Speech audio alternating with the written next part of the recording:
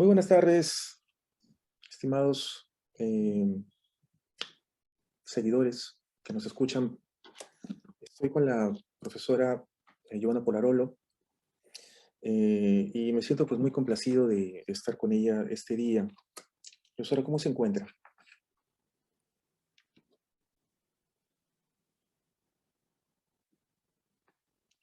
¿Se encuentra bien? No sé si me escucha bien.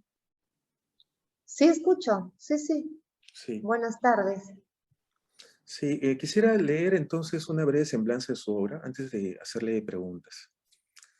La Muy bien. profesora, ok. La profesora Giovanna Polarolo ha publicado los poemarios Huerto de los Olivos en 1986, Entre Mujeres Solas en el año 1991, La Ceremonia del Adiós en el año 97, y luego una recopilación Entre Mujeres Solas, la poesía reunida en el 2013.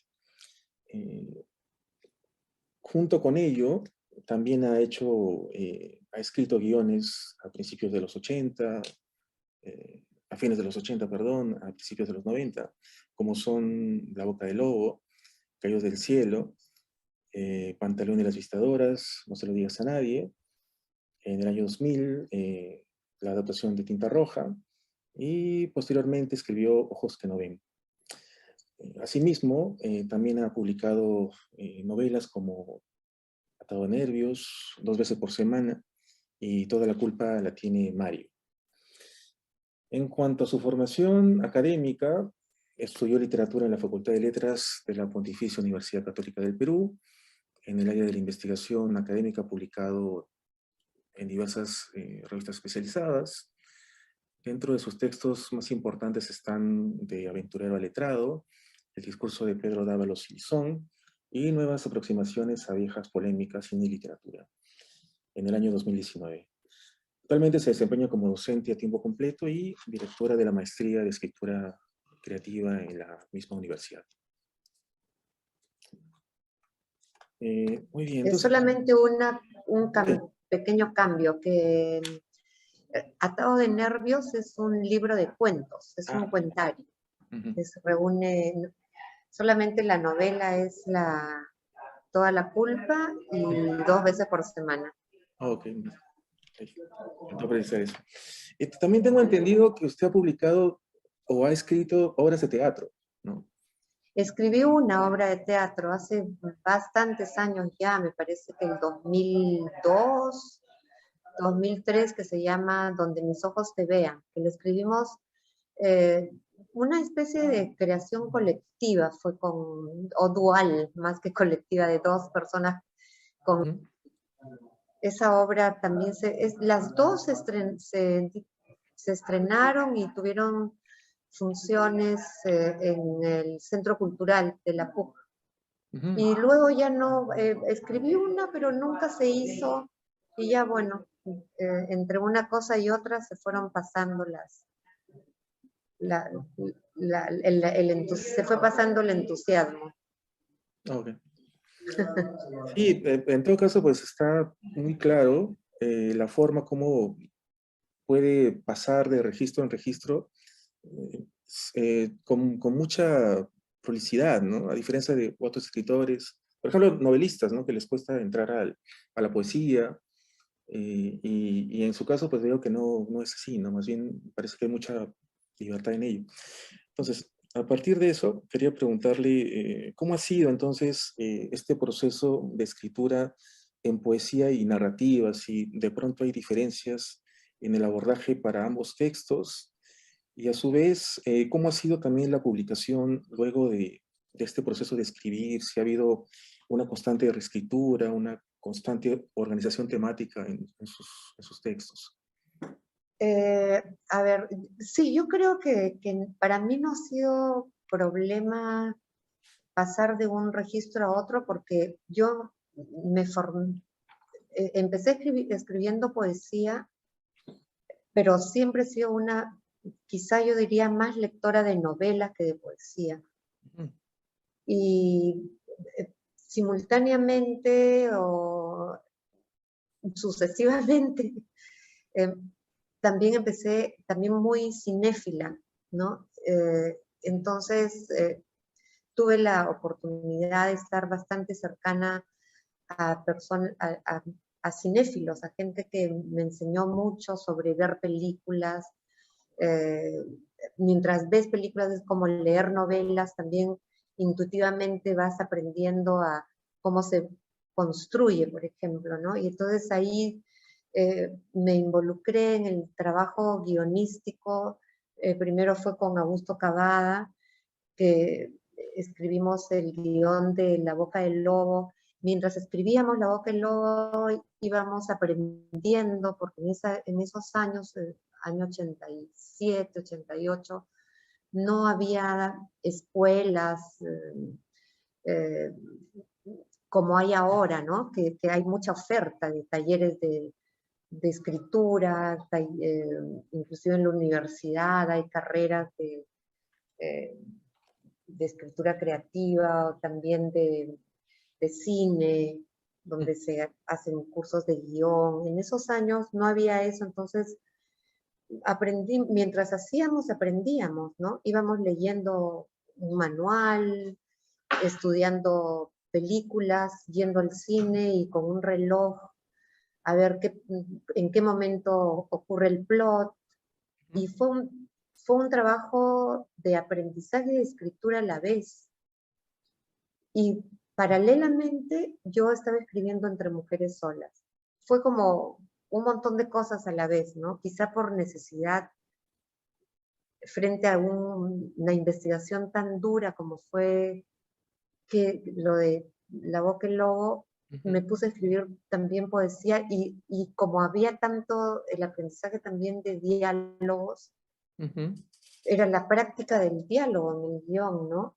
De una manera como natural empecé a hacer hablar a mis personajes en la poesía, pensando que quizás no debería ser poesía, sino narrativa, pero no me acomodaba muy bien el formato de lo que yo quería. La poesía es mucho más libre que una novela, entonces me gustaba saltar de una voz a otra.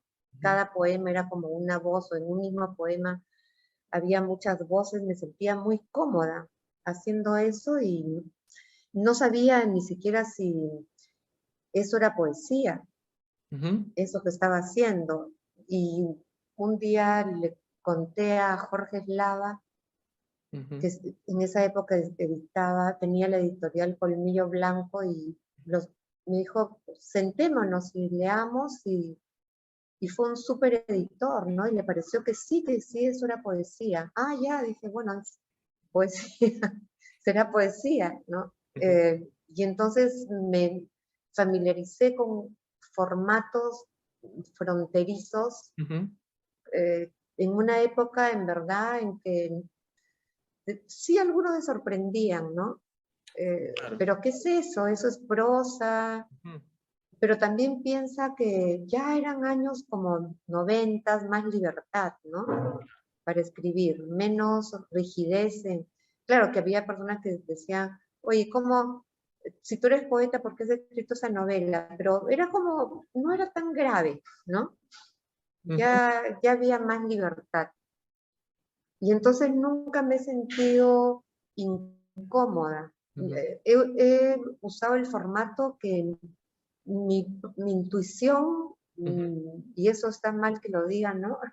Como directora de la maestría de escritura creativa, pero en verdad sí, de una manera intuitiva en la que confío, me uso el formato que me acomode. Es de una manera natural que empiezo a escribir puede ser un cuento, o de pronto digo, ah, esto va para novela, o es prosa, pero lo voy a hacer poesía, ¿no? No me hago dramas con eso, así resulta, ¿no? Por supuesto que hay un momento en que sí, cuando tengo más o menos avanzado algo, sí ya entra el mundo de la reflexión, ¿no? A ver qué hago con esto, qué estoy diciendo, las preguntas que tarde o temprano un escritor se tiene que hacer, ¿no? ¿Qué quiero decir? ¿Qué formato es el que el que va y a veces terminas descartando o, o votando o retrabajando, ¿no? Ujú. Es un proceso en el que hay que entregarse sin angustiarse mucho, ¿no? También quizá por eso sea que yo no publico tanto. Ujú. No tengo la obsesión de que cada año tengo que publicar. O sea, yo publico cuando me parece que ya ese texto que vengo trabajando, ya así como no me deja, si lo sigo teniendo en mis manos, en mi laptop, no me deja hacer otra cosa. O sea, cuando ya me satura, ¿no? Es también ocurre de una manera muy natural. O sea, es que siento que ya no soporto más ese texto, pero puedo tenerlo 7, 8 años, Ujú. 5, a veces, pero a veces meses. O sea, es, el texto te va mandando, ¿no? Ujú. O sea, es como que yo, después de ese proceso de reelaboración y de reescritura, eh, el momento en que se publica sería, digamos, la intuición de que ya es la reescritura final, de que es el... Sí, que ya, o no lo publico y lo voto, Ujú. Ok. o lo publico. Lo que es un momento importante para comenzar algo nuevo, porque si Mm. no lo tengo como una mochila pesada que no me deja avanzar, ¿no? Ujú.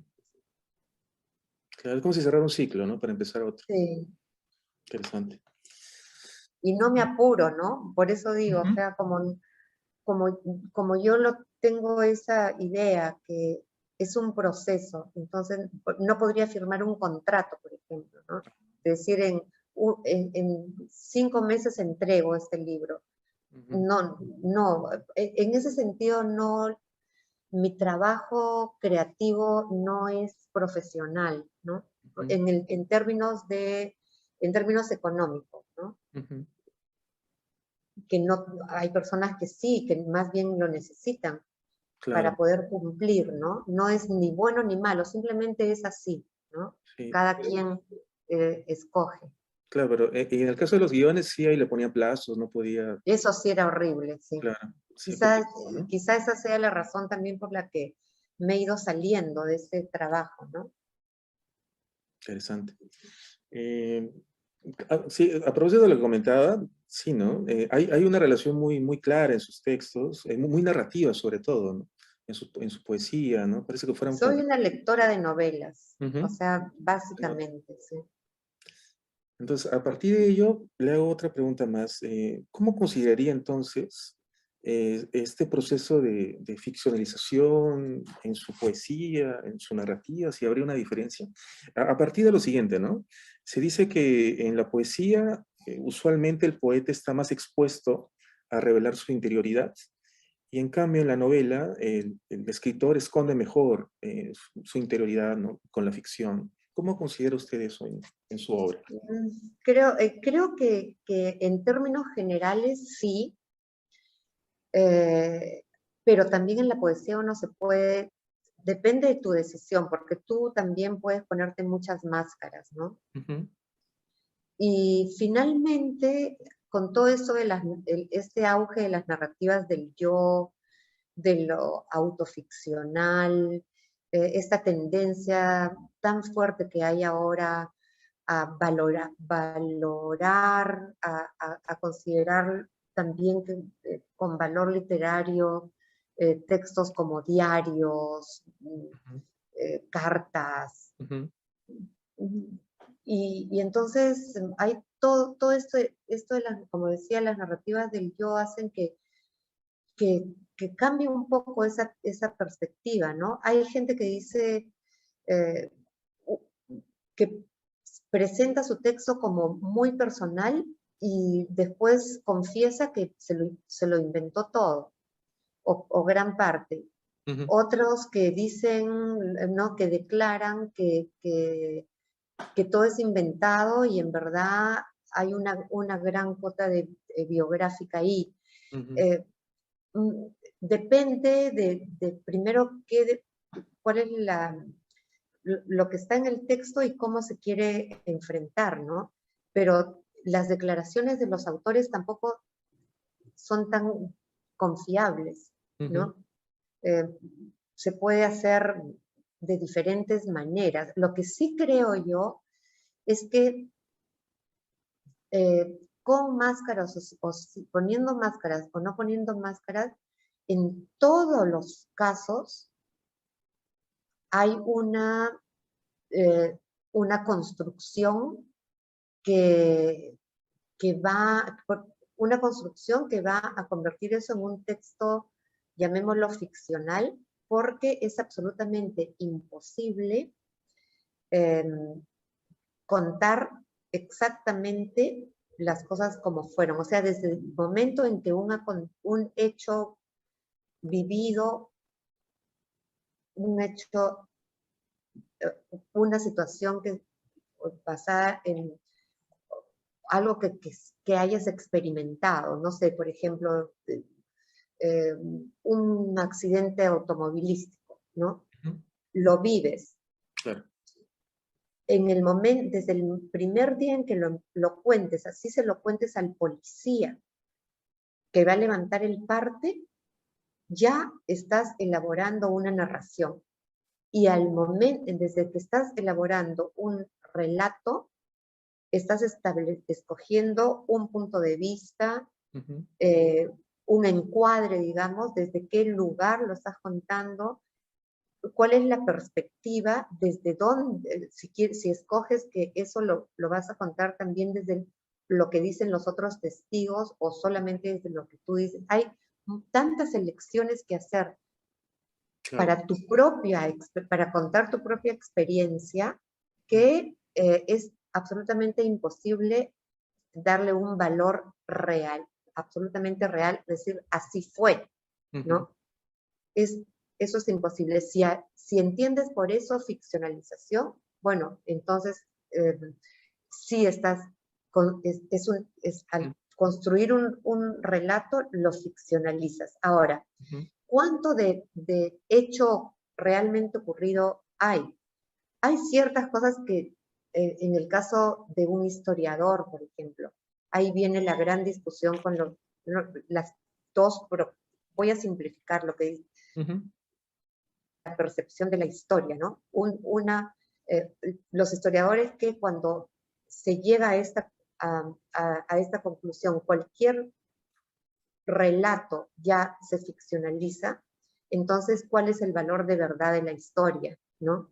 Para algunos es que para algunos es que tienes que considerar lo más, o sea, no puedes falsear el día, si sabes cuándo sucedió ese hecho, ¿no? Que reúnes una serie de testimonios y entonces le das un valor histórico a esa investigación, ¿no? Y otro caso, otra manera es pensar que la historia es exactamente lo mismo que la realidad, ¿no? Perdón, me estoy confundiendo. El relato histórico tiene el mismo valor que un relato ficcional, porque viene de una construcción. Claro. No sé si está filtrando otra voz o está bien para ti. Se escucha así una voz. Voy a silenciarme un momento y me voy a ir a otro lugar, ¿ya? Ok.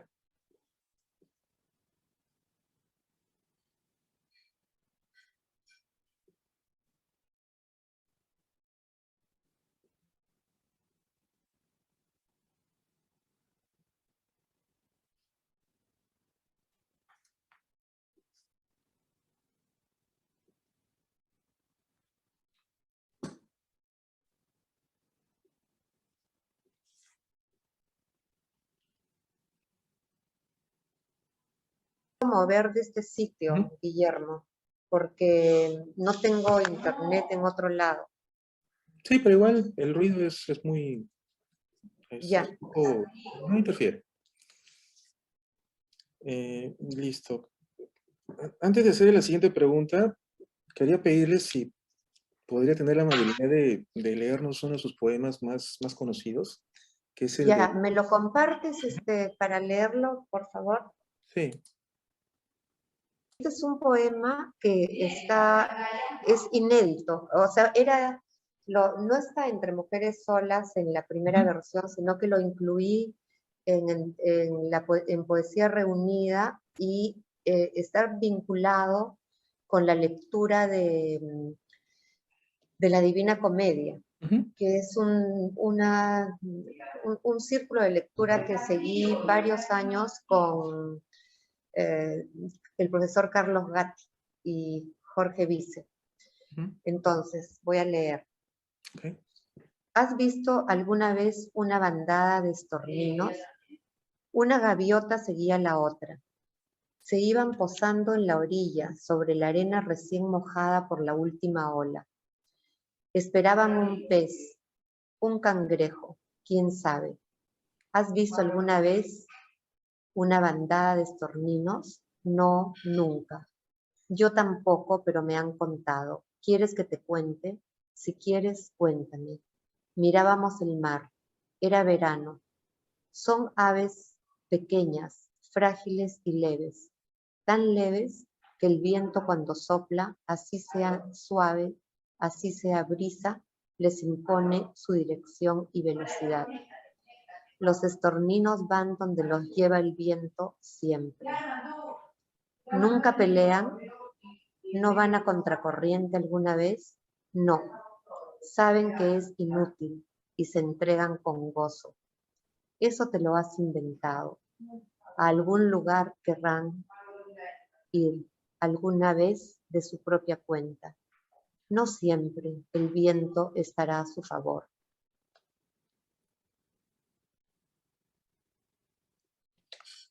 A los estorninos no les importa mañana ni pasado, expliqué. No saben de puertos, nidos ni destinos. Solo saben ir donde los lleva el viento. ¿A santo de qué van a pelear?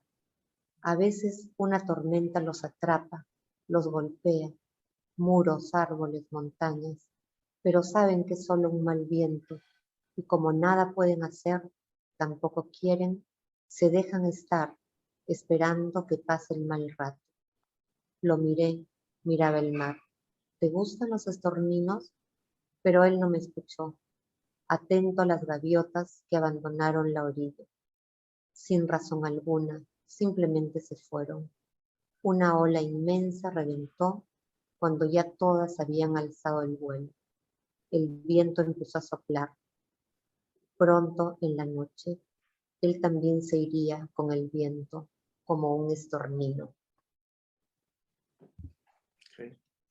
Este poema, estas aves están usadas en el canto sexto, en, en la Divina Comedia, ¿no? Que es el canto donde se cuenta la historia de Paolo y Francesca.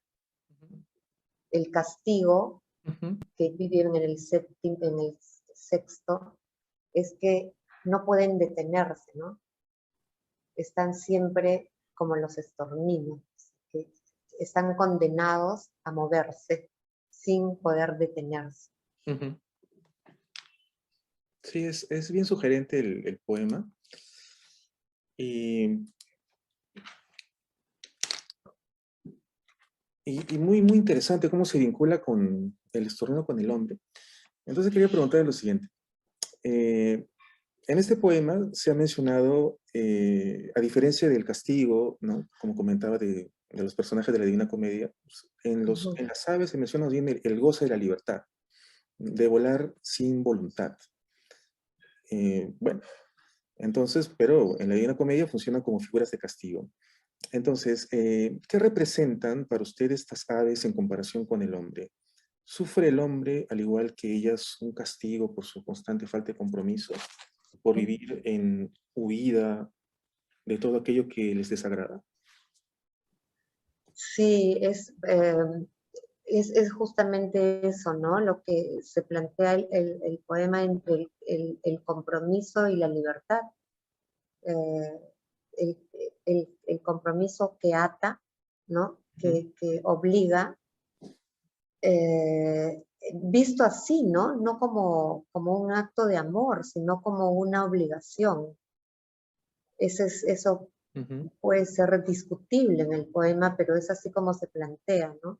ujú, Frente a las gaviotas que sí tienen voluntad y van y vienen, ¿no? Saben en qué momento viene el peligro y y, y se van, pasa el peligro y vuelven y siguen haciendo lo que tienen que hacer, ¿no? claro. Asociado con los estorninos que, por el contrario, eh, eh, van donde los lleva el viento, o sea, también eh, si es que entiendes con el viento su propio deseo, ¿no? Ujú, O no, o simplemente así son claro. las cosas, entonces si me toca quedarme, me quedo, si me toca irme, me voy, que Ujú, sería otra posibilidad, ¿no? No sé, es una lectura, pero también es eh, el, el, sí puede ser simbólico, pero también puede ser una observación de la naturaleza, ¿no? ujú. Que Sí, es bonito mirar, al menos a mí me parece muy bonito mirar lo que hacen las aves, ¿no? La claro. observación de las aves me parece eh, tan sugerente, ¿no? Todo su comportamiento, ¿no? Claro, es como si el goce estuviera justamente en liberarse de tener que elegir, ¿no? Y en simplemente Sí, entregarse a lo que suceda, ¿no? a lo que suceda y que es justamente que visto desde una ética cristiana, por ejemplo, Ujú, como la de Dante, es malo, ¿no? Es visto como castigo, ujú, claro. porque justamente rechaza el compromiso, ¿no? Ujú. Sí, que parece ser el... Perdón, Sí, discúlpame. ok.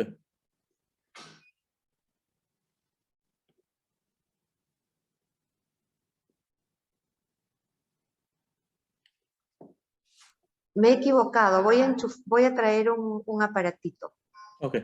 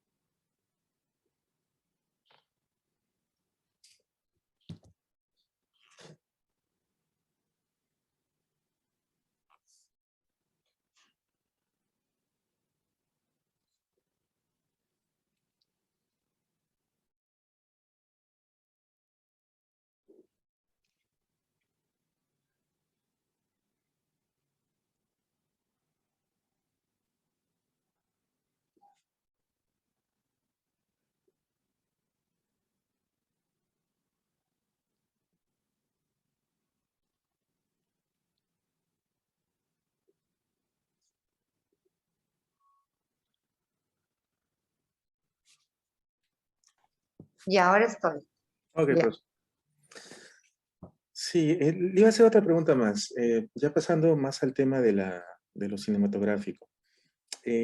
A partir de su propia experiencia entonces, y vinculado esto con el tema de la libertad que estamos comentando, eh, ¿con qué tanta libertad cuenta entonces, en su caso, ¿no? Y a partir de lo que usted también conozca, ¿con qué tanta libertad cuenta el guionista en el momento de elaborar su texto cinematográfico? Depende de con quién trabajes. O sea, puedes escribir un guión por tu cuenta y dirigirlo tú mismo 100% libre, ¿no? En ese caso, tú escribes lo que vas a filmar. Esa es la tendencia que hay hoy en día. Los guionistas son también directores. Yo creo que hacia eso va llevando, eh, se va generalizando en lo que conocemos como el cine independiente, ¿no?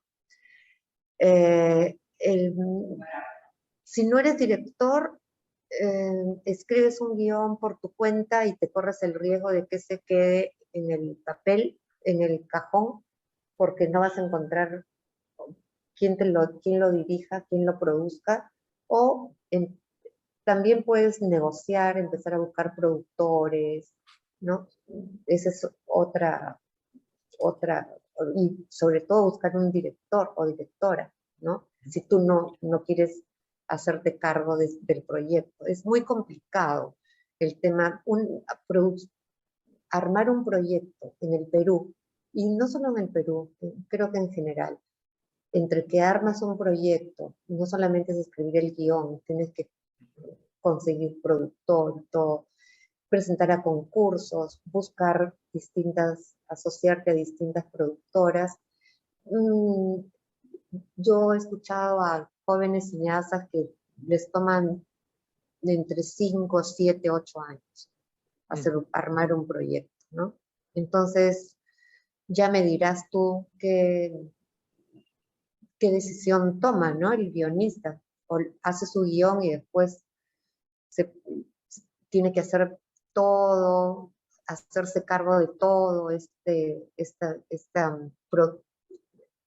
trabajo de producción, o empiezas desde el principio con una productora, o sea, un trabajo en equipo, ¿no?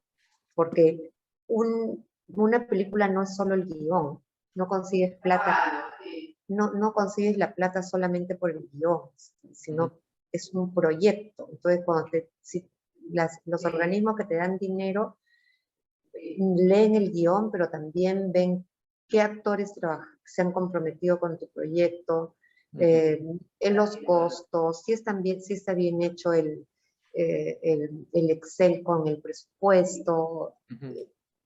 En verdad escapa, ¿no? A menos que escribas un guión para publicarlo en libro, ¿no? Pero tampoco es mucho la idea, ¿no? Porque cuando escribes un guión también estás pensando en que se filme, ¿no? Claro. Sí, y en ese sentido va mi segunda pregunta, mi siguiente pregunta también, que es acerca de la relación entre la adaptación de la novela al cine. Eh, Puntualmente es lo siguiente, ¿no? Si en su caso son, digamos, dos objetivos distintos, la novela que se va a adaptar y la película, o en la película siempre habría una especie de enriquecimiento para el texto literario. ¿Un qué, perdón? Enriquecimiento, si la película de pronto, la adaptación enriquecería el texto literario o buscaría de pronto Yo complementar. no suelo plantear los términos de adaptación en términos de enriquecimiento o empobrecimiento, porque me parece que eso es algo valorativo y nos vuelve a una discusión que a mí, la verdad, me resulta ociosa, qué es mejor, la película o la novela, ¿no? O sea, ya no me lo planteo en esos términos, sino más bien en cuál es la lectura. ¿Qué lectura ofrece esta película de la novela? A tal punto es importante esto que tú puedes ver 4 o 5 o más películas que han adaptado una novela, y las 4, 5 o 6 películas van a ser distintas. Y van a ser distintas no solamente por un tema de producción, de actuación, sino por la propuesta. La propuesta implica todo eso. La propuesta implica a qué actores vas a escoger.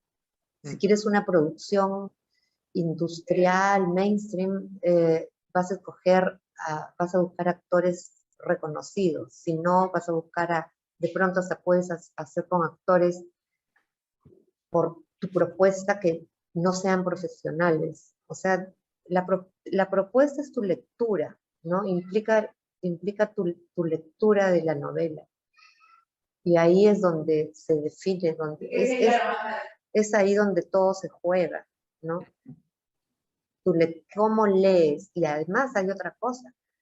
No solamente es la lectura del guionista, también cuando el director tiene el guión va a tener una lectura del guión. Claro. Inclusive yo te diría, no sé si se pudiera hacer un experimento. Se podría comparar con los remakes, ¿no? Tú le darías, si le das un guión a 5 directores, van a ser 5 películas distintas. Cada uno va a tener su propia lectura. Entonces es demasiado básico hablar de fidelidad, qué es mejor, qué es peor, ¿no? Esa es mi idea de las adaptaciones. Interesante. Pasando ahora a otro aspecto, quería consultarle acerca de su labor como docente de literatura y qué piensa acerca de este poema de Rosela Di Paolo que se llama Profesora de Lengua y Literatura, con relación a ello. Ese poema me gusta mucho y es gracioso porque Rosela lo escribió y después volvió a enseñar. Okay. Y yo creo que es algo, o sea, la enseñanza es una labor compleja, ¿no? En muchos casos yo no voy a decir ambivalente, pero varía, ¿no? De pronto hay un curso que te encanta, no sé qué se produce como una conjunción, una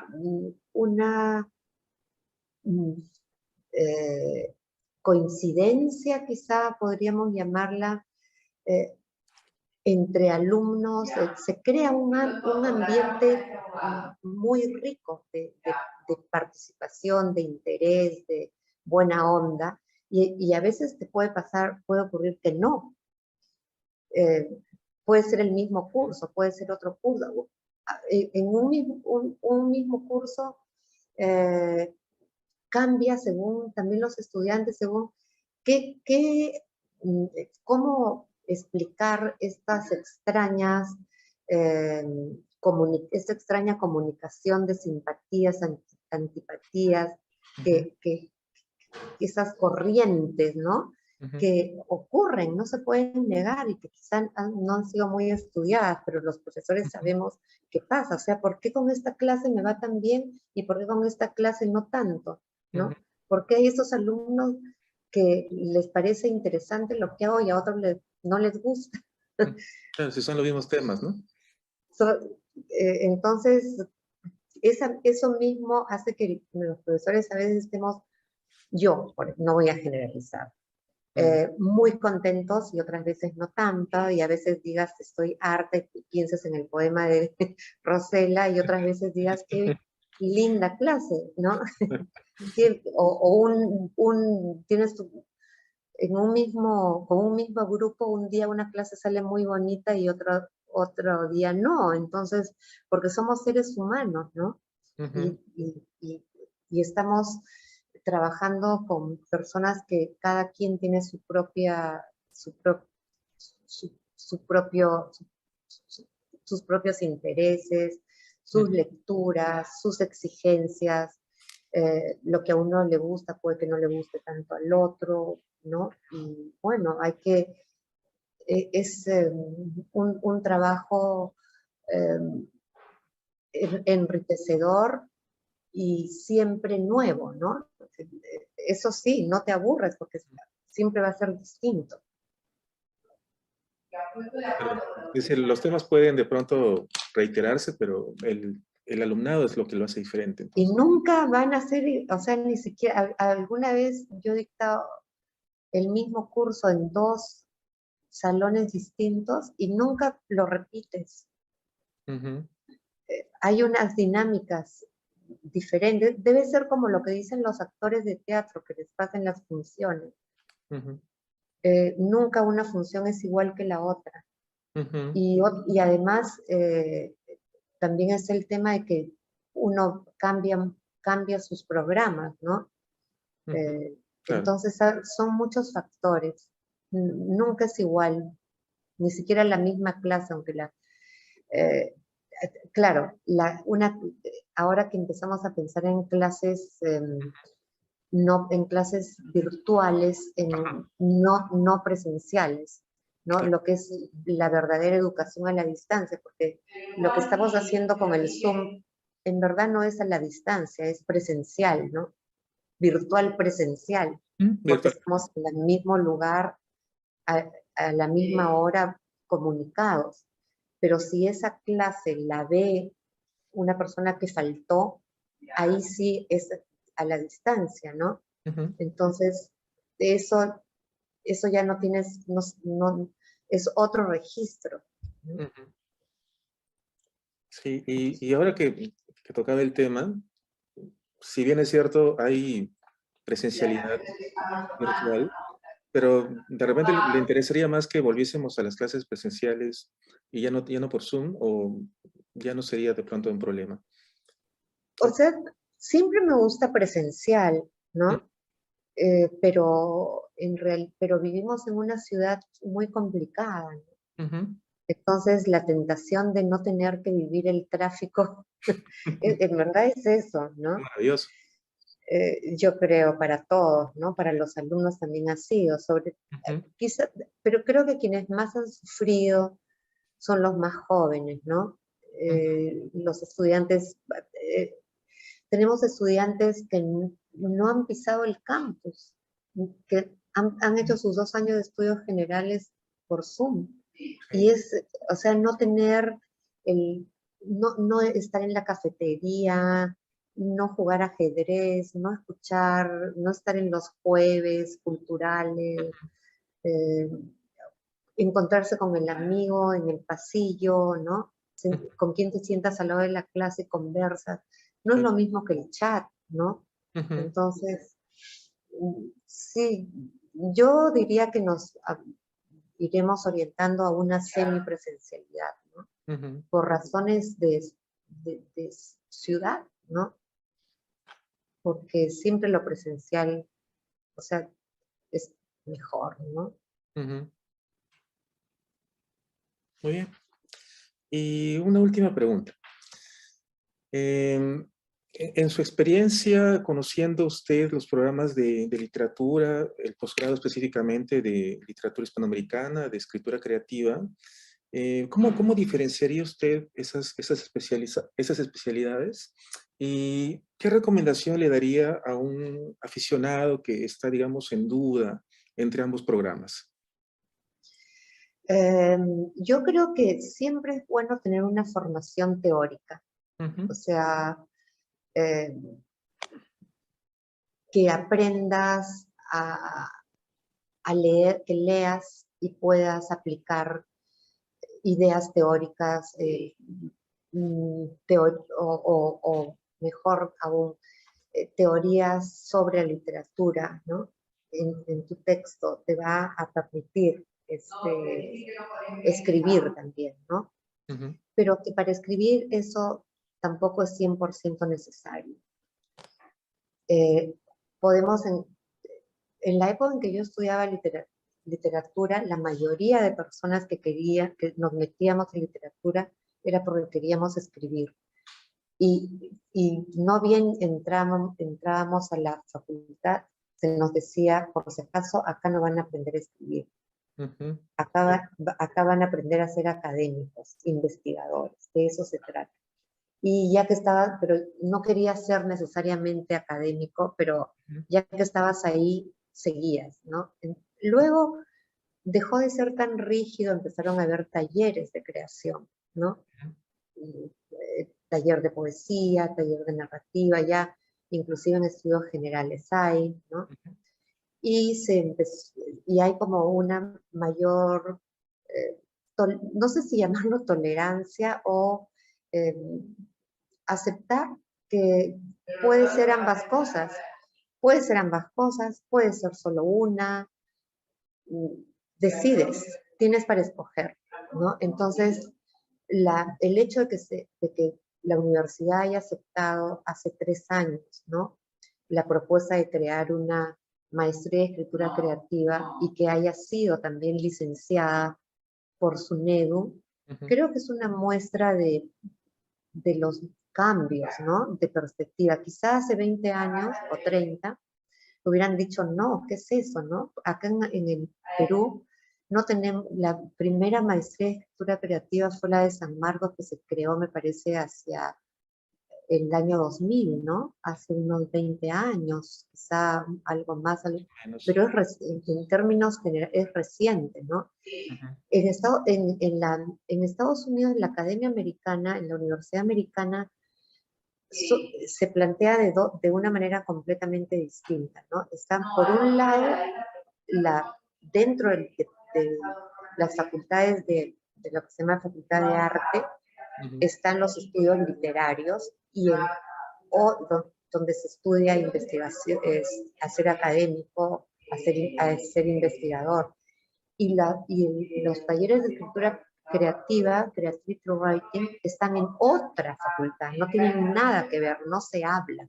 Ah, En- y, eh, eh, y allí sí en inglés hay muchas, ¿no? Muchas universidades lo tienen desde hace muchos años, ujú. ¿no? Escritores como Raymond Carver, por ejemplo, han pasado por este, estas especialidades, ¿no? Estas carreras, es una carrera. Ujú. Eh, Salen escritores, Ujú. ¿no? En cambio, nosotros estamos en un término medio, ¿no? En la maestría de escritura creativa, los profesores tienen que ser aprobados y son provisionados por el Departamento de Letras, por el Departamento de Humanidades, ¿no? Entonces, así, acá estamos, yo diría que, no sé, un estudiante que está haciendo el pregrado en literatura y también le gusta escribir, sopesa, ¿no? A ver qué maestría me conviene, cuál es mi interés principal, ¿no? Ujú. ¿Quiero dedicarme más a escribir, dedicarme más a la investigación? Y decidirá, ¿no? Son Ujú. opciones, más opciones que antes. Creo que eso es bueno, ¿no? Sí, eso es muy bueno, ¿no? Creo que es, digamos, el valor que ahora, las opciones que tienen ya de poder elegir, ¿no? Antes había solamente una y ya Sí, está, ¿no? Es lo que hay. sí, Si no, elige otra carrera de repente. como los estorninos. Claro. Bueno, no hay que ser como los estorninos. Que si no, incluso podría uno llevar las dos maestrías, ¿no? También. Puede ser una buena opción. Ah, sí, claro, también. Pero Ok, eh, sí. la posibilidad de que haya un doctorado de escritura creativa, eso no está todavía de repente No, no lo creo necesario, ¿no? Ok. Eh, Creo que los doctorados apuntan más a la investigación, ¿no? Ujú. Y a la docencia, ¿no? Ujú. Ahora, si SUNEDU más adelante dice para enseñar, ahora está diciendo para enseñar es obligatorio tener una maestría. Ujú. Quizá más adelante diga para enseñar es obligatorio tener un doctorado, entonces habrá que crear más doctorados. Pero ahora todavía no estamos en esa situación. Claro, yo creo que esa es la tendencia, ¿no? Ahí Sí. elevando los niveles.